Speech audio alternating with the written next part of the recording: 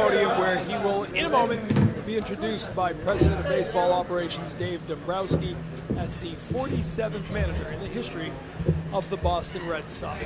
Waiting for this day since the announcement. Of course, Cora tied up with his duties as bench coach of the now World Series champion Houston Astros. Oh, wow. Those duties have been wrapped up.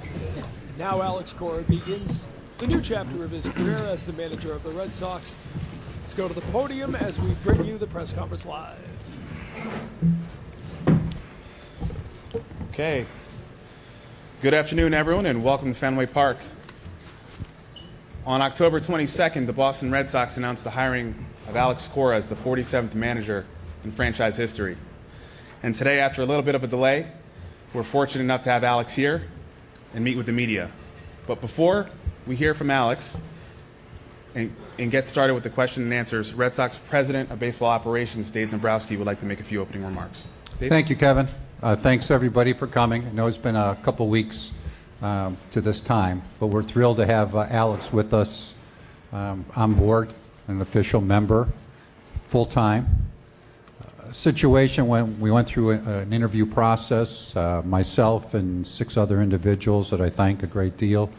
We were in a spot where Zach Scott, Jared Banner, Frank Wren, Allard Baird, Brian O'Halloran, and Eddie Romero were all part of that interview process. We, of course, got a lot of feedback from other individuals, had some lengthy interviews with the individuals, candidates.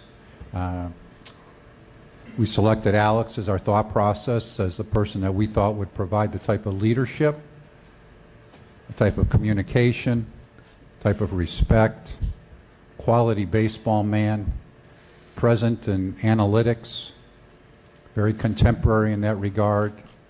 Everywhere I turned and talked to individuals trying to do my background, because I really didn't know Alex very well other than shaking his hand throughout my career, I received positive feedback from everyone. If it was someone in our front office, someone that had dealt with them in the clubhouse from a player perspective, young players, veteran players, alumni.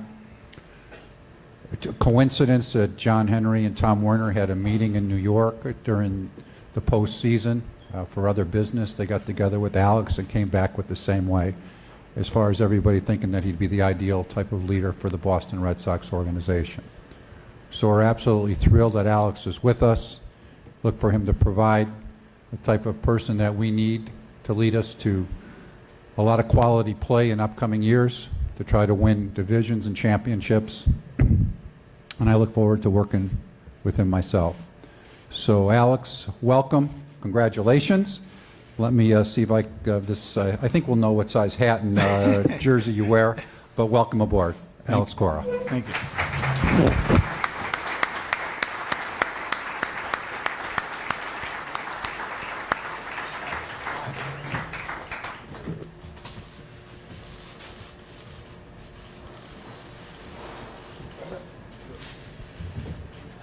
Getting some weight in the World Series, huh?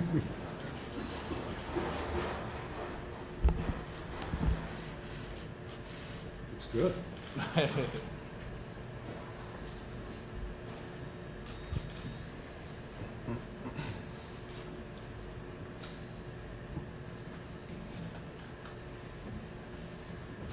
Congratulations. Thank you.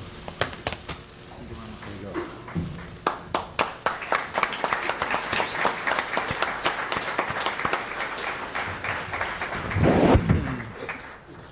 Thank you. First of all, I want to thank God to put me in this platform. It's been a blessed year, starting with with the Winter Bowl Championship, Caribbean Championship, the WBC, the Houston Astros, and now this opportunity. So thank you, God. Thank you for everything. My family, I got 2 of my kids here, Camila and Jeriel.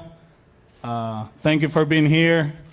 The other 2, they're in Houston, Texas, with my mom, my girlfriend Angelica, my sister, and my nephews. The people back home, they're very excited about this. Thank you to Mr. Henry, Mr. Warner, Sam Kennedy, Dave, and the front office to give me this opportunity to trust me. I think it's a perfect situation. I never thought it was going to happen this quick, honestly. For everything I used to say the last few years, I feel like, the opportunity was going to come later in my career to be a bench coach for 1 year with a wonderful organization, people I really appreciate, and we're going to share something for the rest of our careers, the Houston Astros, Jim Crane, Jeff Luno, AJ Hinch, and all those players that have a special place in my heart. But to have this opportunity now is great. There's a good baseball team, a team that, as you all know, has won back-to-back division titles. But at the end of the day, in this city, everybody wants to win a world championship. And for that to happen, my goal is for this team to pay attention to details, show up every day, and try to take advantage of certain situations during the game, either base running, defensively, offensively, or pitching. I think that's going to be the goal of us. We put in a pretty good coaching staff that they relate to me. They're going to be an extension to me, of me.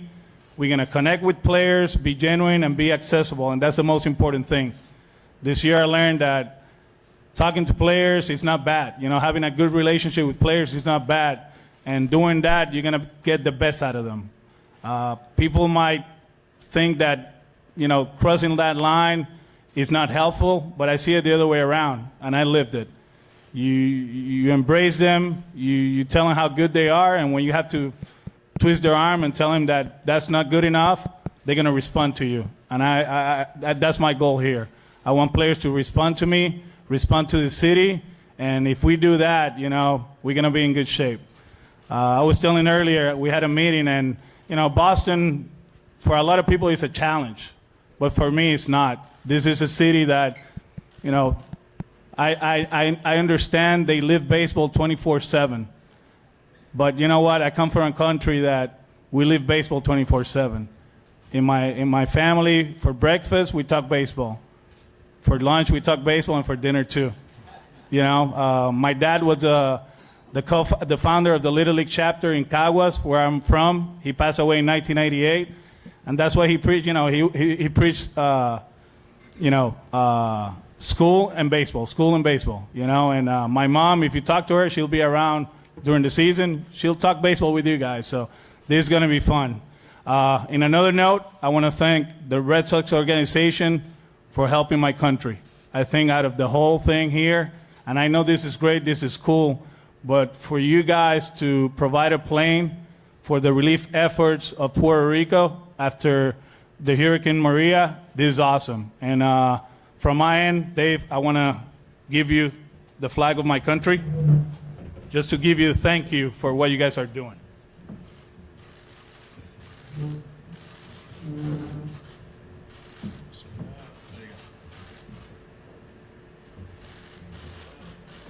Thank you, Al. No, thank you. Thank you.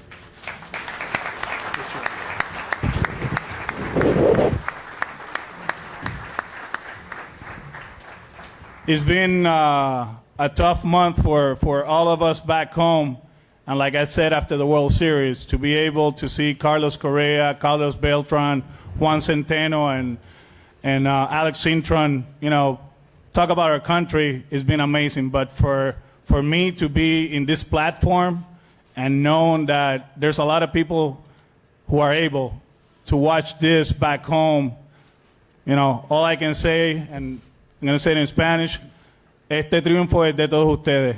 Le doy las gracias por el apoyo a través de todo el año y me siento honrado de ser parte de esta organización. Esta organización es única, la llevo en el corazón desde el 2005 que estuve aquí. Mi familia, todos en mi familia, estamos agradecidos de esta posición en que estamos, de la oportunidad que tenemos y lo repito, Puerto Rico se levanta. Le doy las gracias a todos ustedes por todo lo que han hecho por nosotros, por el apoyo, pero ahora el apoyo es de nosotros.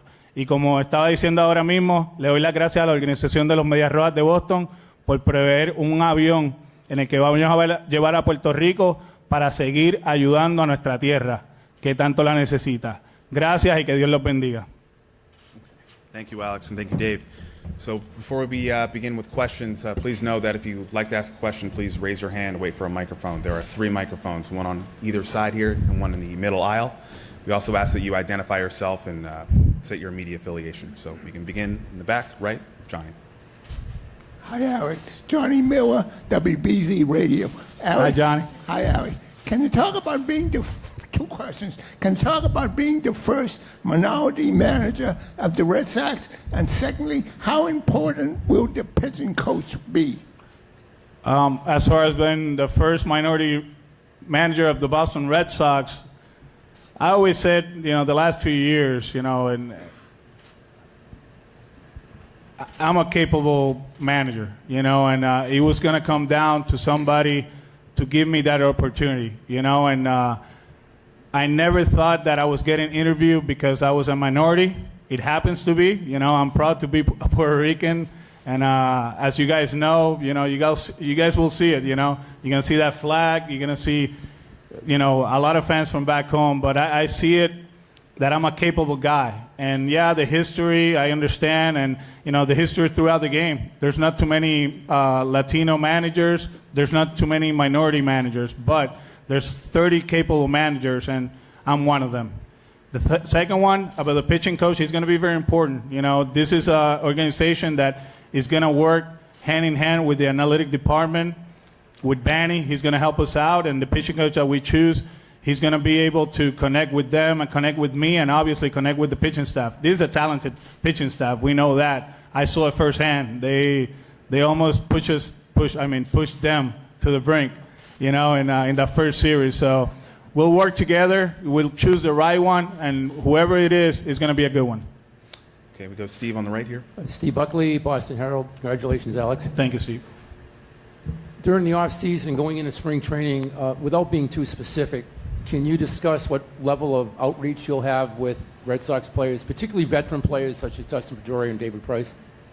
Yeah, throughout the process, obviously after the interview, and after we made the announcement, I have talked to a few of them, and obviously I was in a tough situation because I was the Red Sox manager from 8 till 11, and then I became the bench coach for the Houston Astros. So, I touched bases with them, told them, that I was excited to be here. Obviously, throughout the off season, I'm going to talk to a lot of them, probably visit some of them, and I'm looking forward to it. I know some of them. I don't know most of them, but I want to, before I get to Fort Myers, I want to have a feeling what they are all about, and obviously I want them to understand what I'm all about and what the plans are. Okay, Dan? Alex, Dan Roach from WBZ. Just a thought on experience. People say, he doesn't have any managerial experience on the major league level. Just a thought on coming in here and coming to a city like Boston with that. Yeah, I get it. I understand experience is important, but in the situation I was as a baseball player, I was a utility guy. And, I was managed by a lot of good ones. Davey Johnson, Gene Tracy, Tito Francona, and Jerry Manuel. And when you're a utility guy, you have to pay attention to the game. You really do. And a lot of people back in the day used to say that, I was going to be a future manager. I used to hate that question, that statement, because I wanted to keep playing, So it seems like they were pushing me out of the game. But I learned a lot from those managers. I learned a lot this year from A.J. Hinch. And people don't give him too much credit sometimes, and I feel this guy is a superstar. He's a star. And to be right there with him, we had good times, we had bad times, and we had horrible times, but at the end of the day, we have a ring, and we learn a lot. I learned with the analytic department. I learned from Jeff Luno. And I don't think experience is going to be an obstacle for me. I think I'm prepared, and I'm surrounded by people from top to bottom that have experience, Dave Dombrowski, Tony La Russa, Ron Renicky, the coaching staff. These guys, they're being around, and they're going to help me out. So it's not about just me. It's about the staff that is around me, the people that are going to support me, and I'm going to be fine, man. I'm going to have a blast doing it, too. So looking forward to for the challenge. Okay, Tim in the middle. Tim Britton with the Providence Journal. Speaking of experience, how much did your experience in Puerto Rico managing winter ball help prepare you for this? And for Dave, you had mentioned experience being maybe more important here than in some other markets. What made you comfortable with Alex? The 2 years I managed in winter ball, they were tough because I was managing in my hometown, so I always joke around that whenever I made a bad move the night before, I will go to the bakery to get breakfast, and somebody was crushing me right there. So I'm used to that. Winter ball is a lot different. It's a lot different. You know, you have to deal with organization, with restrictions, and, you know, with guys that get sick all of a sudden, they're taking a plane the next day, and all of a sudden you're like, oh, we need a catcher. So it's different, but at the same time, you're managing people, you know. I think the most important thing about all the jobs that I had, you know, is that you're dealing with people, dealing with organizations, and that's going to help me out throughout these years.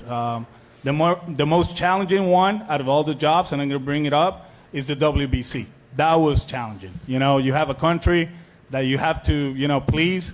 We had 3 good shortstops that we needed to find how we were going to play them, and all of a sudden, you know, you got Correa at third, Lindor at short, and Baez at second, and nobody say anything. So that was a challenge, but at the end of the day, it worked out. So out of all the jobs I had before, that was the most challenging, and I learned a lot. And, you know, I think that prepared me more than anything else. For me and for us, it came down to, in the past, when we talk about gaining experience to manage, we would talk about, well, go to winter ball and manage for a couple of years. Well, Alex has done that. It may not be the same as the big leagues by any means, but it is an experience of calling the shots during the game. He was with the WBC. He's a bench coach to a very well thought of manager, so experience in every single play that you're involved in. And of course, I think when you sit down with Alex, there's some players you talk to, some people in the game that have been players that you know manage every single play that they're in. They're thinking all the time, they're thinking what they would be doing. And was apparent with his intellect and a feel for the game that not managed at the major league level was not a major obstacle for us. Okay, we'll go to Junior right here. Junior Pepe, WJDA y Univisión. Alex, felicidades primeramente. Gracias.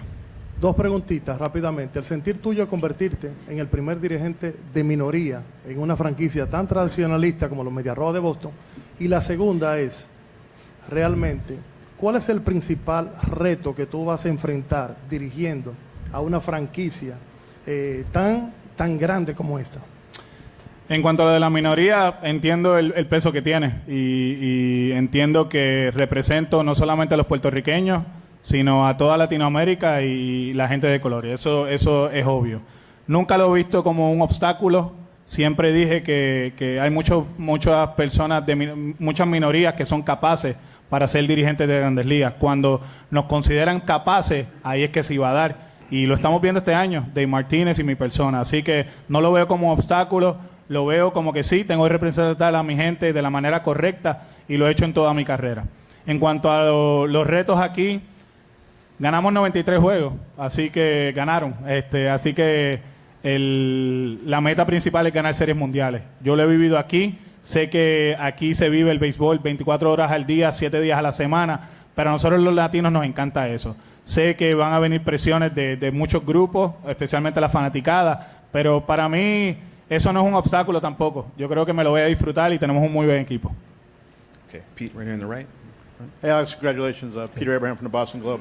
You mentioned before about playing in Boston. How much of an advantage do you think it is that you have played here, you've lived here, you know a lot of the people in this organization as you take on this job? I think it's very important that, you know, I already lived the Red Sox Nation experience. You know, to come back is amazing. You know, living through 05, 06 wasn't great for us, and then 07 was outstanding, and then in 08 we fell short. But like I said before, people, they live baseball here 24/7, and I understand that. I understand that people want to talk about this team, and I'm going to be able to talk about this team. That is an obstacle, that is pressure. I don't see it that way. I just see it as an opportunity. This team is good. That's the first thing. We're going to be all right. So as a manager, you know, I'm going to be genuine with people, and, you know, we're going to do what we're supposed to do on the field. We're going to have fun doing it too. To follow up on that, how many of your former teammates have you heard from, and anybody in particular? Man, there's a lot of people that want to go to Fort Myers. Mike Lowell, Kevin Millar, David Ortiz, obviously Jason Varitek. I didn't play with Petey, but Petey, he's been very supportive. Euclid, Kyle Snyder. I mean, there's a lot of them. There's a lot of people that they're supportive and very happy for this accomplishment. And, I thank them all. I learn a lot from a lot of people in this organization, the guys that I play, and I'm going to take advantage of that and help this team out with that experience. Okay, Nick, right in the front. Alex, Nick Cafardo, Boston Globe. How you doing? Good. Good. Obviously, Houston, probably safe to say, the most analytical team in baseball. Do you want your first year to be close to that analytically, or do you think there was too much of it, or what do you think? No. It was people have the wrong idea about the Houston Astros. They do an outstanding job with the numbers, and they give them, the Astros, they give them a lot of information. But there's a balance too. At the end of the day, you have to recognize, who's doing a good job, who's in a good situation in the clubhouse, who's ready to play. And AJ Hinch and his staff did an outstanding job recognizing that. And the most important thing about the whole analytical world and the coaches, there have to be connection. And we have to understand that there's a lot of money invested on the analytical department. And when they invest money on this, as coaches, you have to embrace the information. And then you have to filter this information and give it to the players. At the end of the day, who wins games? The players. Perfect example, I was telling Dave, Charlie Morton in the last game. We had a plan going into it. We had Dallas Keuchel in the bullpen, Justin Verlander in bullpen, but Charlie was rolling, and AJ at one point, he was thinking about hitting for him. I was like, are you crazy? No. And he agreed. He laughed. So, we'll create a balance. We're going to have connection with them, and we're going to use the information. There's going to be different formations probably defensively. We're gonna help this infield to be better.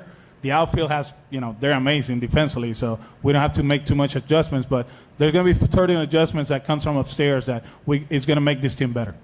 Okay, we're going to go to Tom Karen on the left. Hey, Alex, congratulations. What's up, Tom? Welcome back. Thank you. You mentioned the managers you've played for and worked with and some of the great managers you've learned from. Is there a manager, as you look at your managing style, that you think you're closest to? Is there a manager out there that you think you sort of manage like? Well, honestly, the guy that really taught me how to see the game different was Sandy Alomar Sr. He was my manager in winter ball in 2000. And he was a guy that, obviously two talented kids, in that family, Robbie and Sandy. So he knew what he was talking about. It was like, this is what shocked me. He said, the scoreboard is not for the fans. The scoreboard is for the players. I'm like, what are you talking about? It's like, the scoreboard is going to dictate the way you're going to play the game. Tie game, up 1, up 2, the outs, the innings. That's what he meant. So I start watching that and start taking it into my game, like how to play the game. At that time, bunting was cool, moving guys over was awesome, but I learned from him. The other one and he was here in 2005. Tito came up to me and he said, Alex, you're going to be a big league manager. I'm like, nah, I don't know about that. I don't know if I want to do it. And he's like, well, you will be. And the most important thing you have to do as a manager, you have to delegate. You have to trust your coaches. And I saw it firsthand this year. And, the staff that we put in together, I'm very excited. I'm very happy that we have those guys. And I'm going to delegate because I can't do it all. Like I said before, this is going to be a team effort. And we're going to be good because everybody's together. We're going to be connected. Okay, Sean right in the middle. Alex, Sean McAdam, Boston Sports Journal. You were on the short list for a lot of managerial openings. You reportedly pulled out of consideration for one. There were others that opened after you interviewed here. What made this where you wanted to be? Because they move fast. No, honestly, going into the whole process and, all the teams that called, great teams, great situations. But this, I played here, and this feels like this is home for me. Yeah, I played with the Dodgers for 5.5 years, but to come here and win a championship and being part of this atmosphere was amazing. And, the kids, they love it here. My family, they like it, and when the Red Sox call, when Dave gave me that call, I was like, wow, this might happen, and it's something about this place that pushes you. There's no off days here in Fenway Park. It's if you need something to push you that day, well, you look around, and the fans will be here, and they're gonna push you to be the best. That game, the last 4 games of the regular season, the two playoffs games were awesome. Like that game 3 and game 4, the fans were into it. This place was alive. And I had flashbacks looking back what we did in 07, in 08, and I was like, this is fun, At that point, I didn't know what was going to happen, but then it came up, and I was like, well, hopefully they give me a call, and they did. And like I said before, we're glad to be back here. We're very excited, looking forward to the opportunity, and looking forward to win championships. Okay, Jen on the left. Jen McCaffrey, MassLive.com. Dave mentioned a couple weeks ago he wanted you to have a veteran bench coach. Obviously went with Ron Renicky. What went into your decision to have him be your guy, and kind of how do you see that relationship playing out this season with him? Well, I played with for Renicky in 1997 in AA for the San Antonio Missions. So I have a relationship with him. He was part of the Dodger organization. At that time, our minor league system, the coaching staff was considered probably the best in the business. So he knows baseball. Second of all, coaching against him this year, he was the guy that you had to pay attention with the Angels. He's in tune with the game. The running game, we always talk about the Angels going first to third and being one of the best base running teams in the big leagues. A big part of why that happened is Ron Renicky. There's a guy that he understands the game. And, when I talked to him, it was like a 45-an-hour conversation. We caught up, and Dave, he was very impressed with Ron, and, he was a perfect guy. This guy is going to help me out. This guy, I know, he was a manager. I understand that's very important. He's going to pull me aside. He's not going to be afraid to tell me, Alex, don't do that or do this. He's going to help me out. But at the same time, he's going to make players better. I had a conversation with Cameron Maben throughout the playoffs, and he's like, Alex, that's all I needed to hear. So he's going to be great for us. Okay, in the back right, Butch. Alex, congratulations. Butch Stearns, Boston 25. Have you had contact with any of the current players? And if not, what's your plan to do that? And then I have a quick follow-up for you, Dave. Yeah, with a few of them. It was tough, just the traveling and being locked in the World Series, Like I said, man, my whole goal this season was to win a World Series with those guys, with that organization, and we accomplished that. But it wasn't easy in a sense that you have to be, like I said before, I was the manager of the Red Sox for 3 hours, and then, boom, let's go, be the bench coach. So I call a few. They know I'm here for them. They're very excited that this happened and looking forward to talk to them over the course of the offseason, visit some of them, and just tell them what the plans are, be ready for next year. Okay. Dave, you had said at the press conference after John got let go that Boston was different, and you've had managers tell you they wouldn't manage in this town. Why is Alex the right fit at this time for Boston? Well, you can see he loves Boston. He embraces being in Boston. And as he talks about talking baseball all the time, being in a position where that's not overwhelming. I was talking to different people. One person I talked to was A.J. Hinch. I've known A.J. for a long time, and he told me, he said, well, with Alex, he said, just remember it. He said, he's baseball. He's baseball 24/7. He said, I'll get a text at 11 o'clock at night. Like, did you see the pickoff move on such and such? I'm watching this. We got to pay attention. It might help us win a ball game tomorrow. So he embraces it. And I think that that's very important.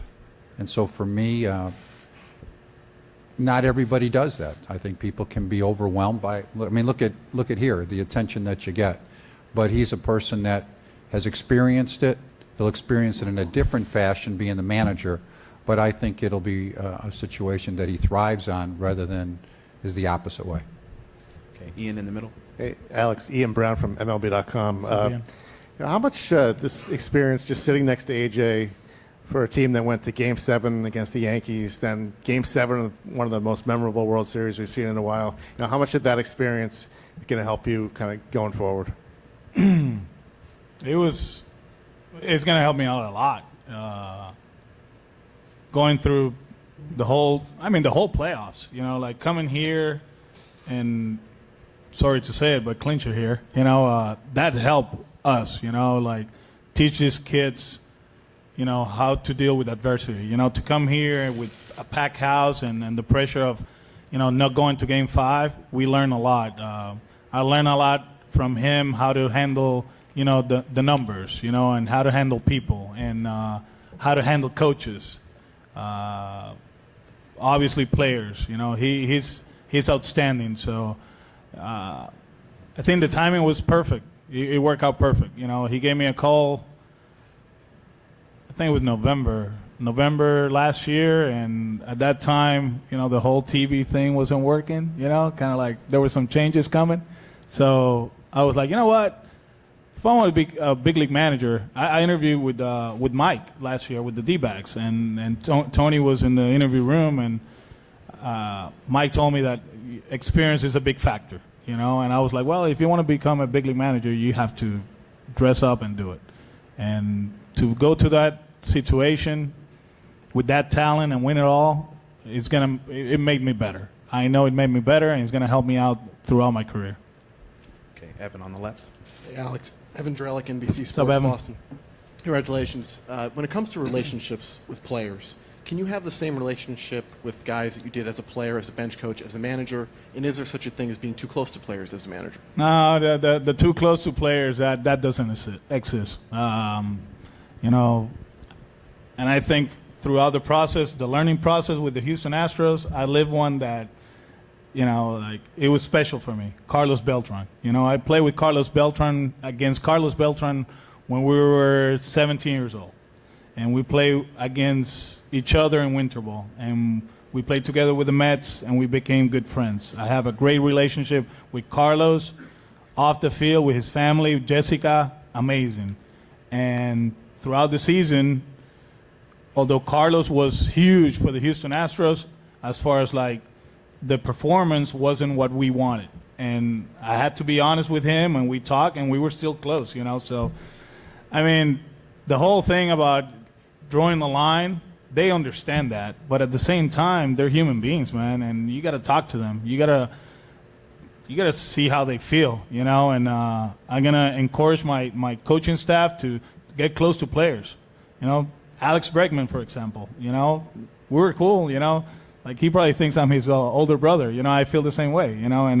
But at the time to push him, I was able to push it because you have a good relationship, and then they understand that, hey, he's not doing it just to get on me. He's doing it because he wants me to get better, and that's what happened over there. And I'm going to bring it over here. Okay, looks like we have just a few more. Rob over here on the right. So Rob. All right. Next. Wrong. Rob Bradford, WEI.com. You were a big part of the clubhouses when you were here. What do you want to prioritize when it comes to the clubhouse atmosphere, the clubhouse dynamic, things that maybe the manager isn't a part of, like you were a part of back in 2007, 2008? For them to get along. I think relationships, go... you can't be only the baseball relationship. You got to care about each other. That's the most important thing. And the years I played here, you guys felt like Mikey Lowe and myself. We were the bridge of those teams, And we got along with everybody. It really didn't matter because at the end of the day, we knew that, baseball is baseball and we have to win games. But there's more about baseball. And like I said before, I have guys that call me and they care about me and they were very happy for me because I'm here. And that's what starts, those relationships.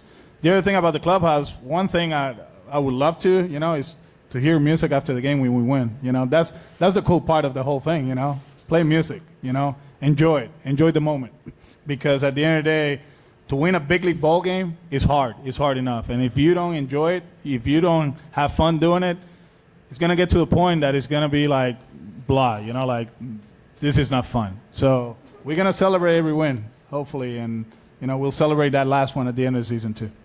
Okay, Alex in the middle. Alex Spear with What's up, Boston Alex? Globe. Hey, Alex. So you mentioned back in 2000, bunting being cool, moving the runner over being cool. Over the last year, how much, you know, being in the dugout now, how much has your view on what an offense should consist of evolved, and specifically when it comes to elements like kind of searching out an approach that opens up power? No, we want guys, you know, offensively, everybody loves the homers. We get it, you know, but I think the key of an offense is to have a consistent approach, hunting pitches that you can do damage with. You know, the first pitch or a 2-0 pitch. You know, sometimes the first pitch available is the one that you can do damage on. So we're going to have guys ready to do damage early in the count, regardless. Be ready to hit. If it's not where you want it, just take it. You know, these guys on the mound, man, they're tough. They're different now. You know, everybody's throwing 97, 98. Everybody goes up in the zone, 0-2. We got guys throughout the league that chase pitches. So we want guys to be ready to hit and do damage. That's the most important thing. Base running is another way that you can take advantage of the opposition. In an era that there's a lot of people, quote unquote, out of positions, you can put pressure on defenses. You know. Stealing bases with, I think the Red Sox over the years have done an outstanding job. It's another tool, another weapon that you can take advantage of it. We have a bunch of athletes here, you know, and we're going to preach that, you know. So it should be fun. You know, it's not going to be a one way we're going to beat you, but we're going to find a lot of ways to take advantage of your weaknesses and try to take advantage and win games. It looks like we have one final question here. Chat on the right. Hi, Alex. Chad Jennings from the Boston Herald. You mentioned your relationship with Carlos Beltran. I wonder, does that provide any sort of guidance for managing Dustin Pedroia, who I assume is someone you at least have some relationship with, and a veteran player coming back from surgery? Is that a delicate balance for you to communicate with him and sort of manage that presence in the clubhouse? First of all, and I want to make this clear, you know, the relationship of me and Dustin Pedroia is going to be forever. You know, Kelly Pedroia with my kids, that relationship is always going to be there. You know, I love that kid. I love his family. They've been amazing for us, and that's not going to change.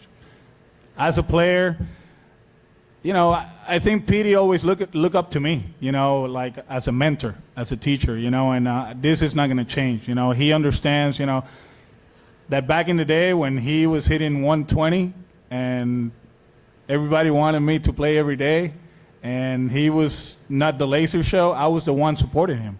Me and Mike Lowe, we were with him. We trusted him and we were helping him out, you know, so nothing is going to change. This kid, you know, well, he's older now, but he has a bad hairdo too. We'll talk about him shaving his head too. He's going to help us out. You know, and talking to him, he's very excited. You know, he understands that I'm the manager and he's a player. But looking forward to manage him. I think with the attitude he brings, with the passion he has for the game, he can always, you know, all he can do is help. You know, we need him healthy.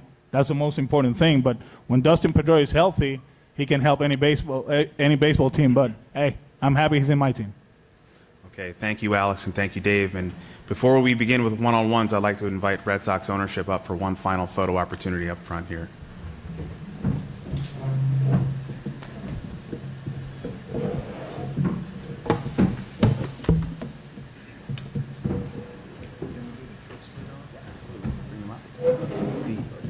After you bring the kids, 2 children, after this, kids, his kids, his kids.